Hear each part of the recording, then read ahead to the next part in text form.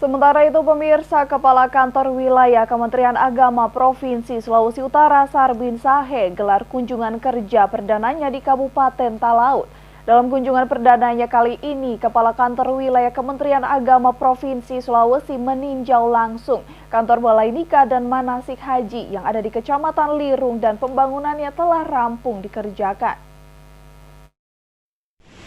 Tak hanya melakukan kunjungan kerja, Kepala Kantor Wilayah Kementerian Agama Provinsi Sulawesi Utara juga memberikan pembinaan terhadap sejumlah ASN yang ada di jajaran kantor Kementerian Agama Kabupaten Talaut serta menggelar Natal bersama.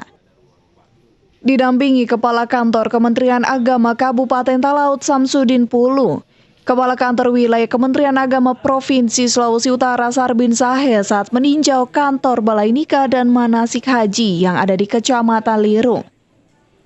Meski bangunan kantor Balai Nikah dan Manasik Haji ini telah selesai dibangun, namun ia mengatakan masih ada beberapa pekerjaan yang belum rampung hingga 100%.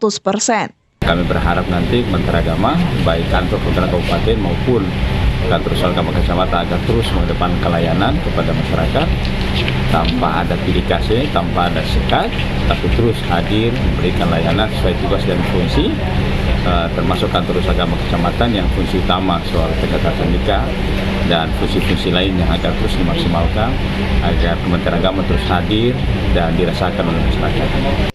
Ia berharap di sisa waktu yang ada secepatnya dapat dikerjakan oleh pihak kontraktor, sehingga kantor Balai Nikah dan Manasik Haji yang ada di Kecamatan Lirung ini segera dapat dimanfaatkan untuk kepentingan pembinaan manasik haji serta kepentingan bersama.